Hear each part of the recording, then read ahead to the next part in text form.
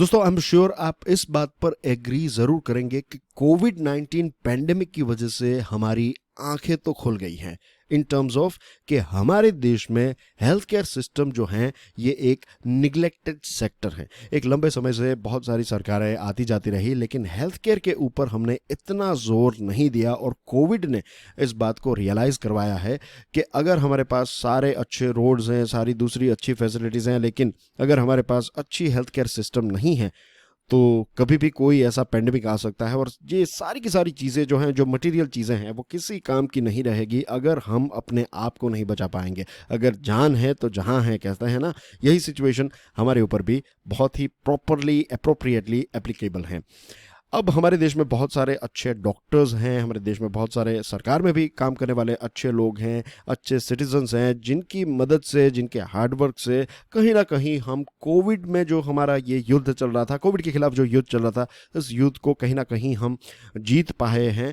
और अभी युद्ध की बात करें तो यूक्रेन में जो सिचुएशन चल रही है उसके बारे में तो आपको बहुत सारी चीज़ें पता होगी, तो I don't want to bore you guys by talking about Ukraine crisis.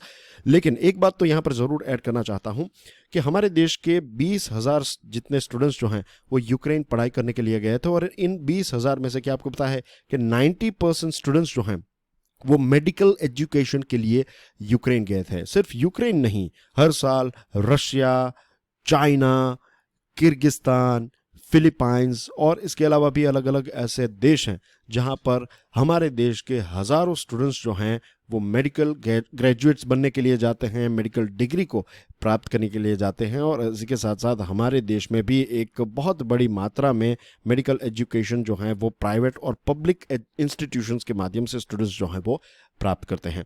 अब इन सारे स्टूडेंट्स के लिए एक चीज़ जो है वो चेंज होने वाली है, एक नया बदलाव आने वाला है, and that is licence to practise for doctors. यानी कि अगर आपने अपनी मेडिकल एजुकेशन ख़त्म कर ली है और अगर आप भारत में एज ए डॉक्टर मेडिसिन को प्रैक्टिस करना चाहते हैं तो आपको एक लाइसेंस प्राप्त करना पड़ेगा। अब ये लाइसेंस आपको कैसे मिलेगा उसके बारे में हम विस्तार से चर्चा करने वाले हैं। Ensuring that all medical graduates meet a minimum threshold of competence before being allowed to practice is essential to ensure a robust healthcare system।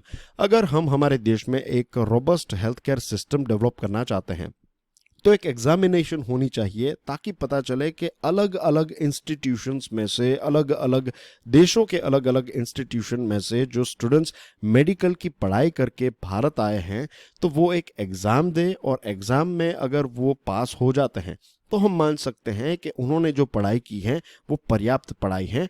और अगर हमारे डॉक्टर सही रहेंगे, अच्छे रहेंगे, अगर नॉलेजेबल रहेंगे, प्रॉपर ट्रेनिंग है उनकी, तभी हम हमारी हेल्थ केयर सिस्टम को रोबस्ट बना पाएंगे। तो ये जो लाइसेंस प्राप्त करने के लिए जो एग्ज़ाम कंडक्ट की जाएगी इसका नाम है नेक्स्ट यानी कि national exit test. If you want a licence then you need to crack this exam. Requiring even domestically trained medical students to take the exam creates a level playing field। ऐसा नहीं है कि सिर्फ Ukraine से पढ़ाई की है, Russia से की है, किर्गिस्तान से की है तभी आपको ये एग्ज़ाम देनी है।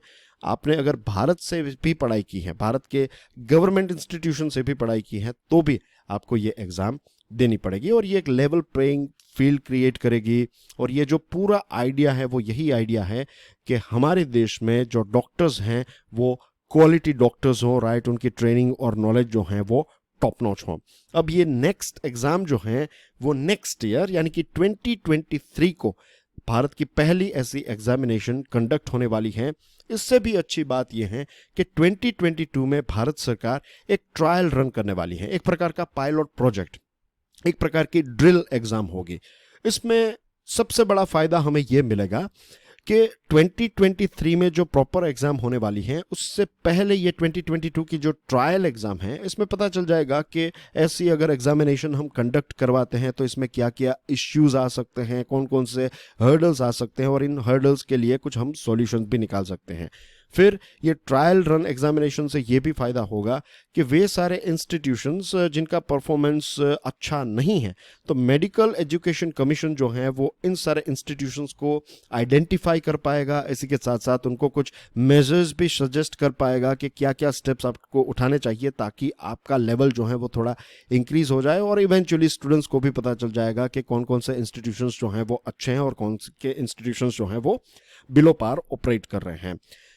ये एग्ज़ाम जो हैं इसकी वजह से हमारे देश में ख़ास करके मेडिकल एजुकेशन की बात करें तो क्वालिटी में एक ज़बरदस्त बदलाव स्टार्ट हो सकता है।